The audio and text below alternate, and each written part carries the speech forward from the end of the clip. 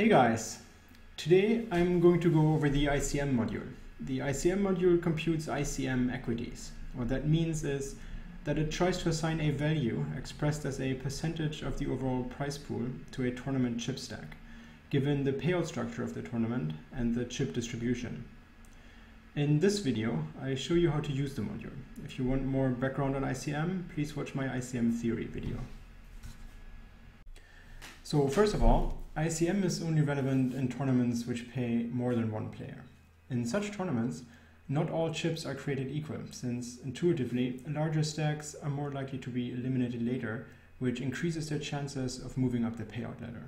So if you have a lot of chips late in a tournament, the gain from adding additional chips to your stack may be very small compared to the risk of losing chips and becoming an average stack.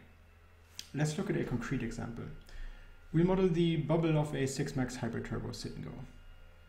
We put in the payout structure, 65, 35, and the 3 remaining stacks. 1 big stack, 1 medium stack, and 1 small stack. Let's look at the summary first. The table shows the ICM equities for all 3 players according to 3 different models. Which model you pick is largely a matter of personal preference, though there is some evidence to suggest that the Malmuth-Harville algorithm results in the strongest ranges, and it's also the original model. So when in doubt, just use that. Alright, let's get back to the example. So what we see here is that according to ICM, the first player with the largest stack is currently predicted to win 44.75% of the overall prize pool on average. The second player is predicted to win 36%, and the third player is predicted to win just under 20%.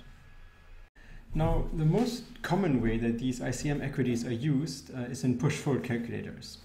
When push-fold calculators calculate the EV of folding, they will take the ICM equities as a baseline. But it can be instructive to look at ICM equities on their own, just to get a feeling for how the payout structure distorts standard decision making. For example, let's look at what happens if the second player were to win 250 chips from the third player. So we move 250 chips from the third stack to the second stack, hit calculate again. And what we see is that we gained about 7.3% in prize pool equity, and we also gave about 2% to the chip leader. Now, on the other hand, if we were to lose 250 chips to the short stack, let's see how that would affect things. So we started out with 1,000, so we lose 250, so a stack of 750, and the short stack started out as 500, gains 250, hit calculate again, and what we see is that we lost about 7.7% in prize pool equity. So the cost of losing was 0.4% greater than the gain from winning. Understanding how equity relates to relative stack size is crucial in sit-and-go and late-stage MTT play, and studying ICM carefully is one of the key sources of edge for sit-and-go players. Let me mention 2 more things real quick before we talk about bubble factors.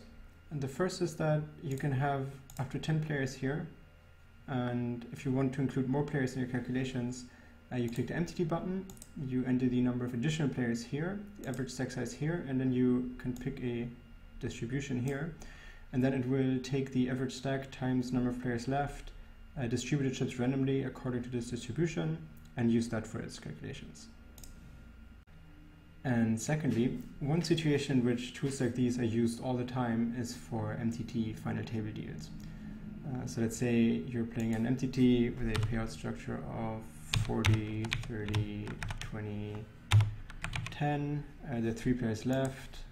Let's make it 12,000, 5,000, 7,000. You hit calculate, and then people will use these equities to split the remaining prize pool amongst the players. And of course, what you can do with our ICM module is you can pick the most favorable model and argue vigorously that it's the only true ICM model. All right, so now let's go back to our 6-max hyper turbo example and talk about bubble factors. So I will go back to the 65-35 payout structure and stacks,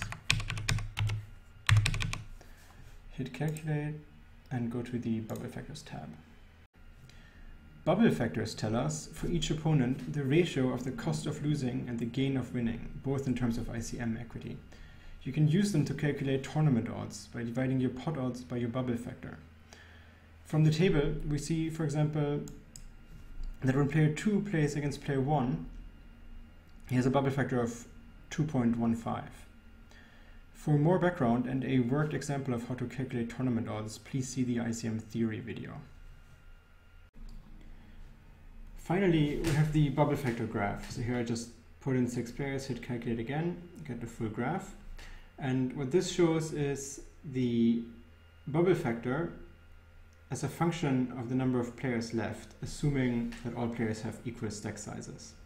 So we started at 6 players, 5, 4, 3, and 2. And we see it steadily increasing up to the actual bubble, and then it goes down to 1 once we're heads up. And you can use this to get a concise overview of how strong bubble effects are in a given payout structure. Okay, that's it for the ICM module. Remember to check out the ICM theory video for additional details. Best of luck at the tables. Cheers and goodbye.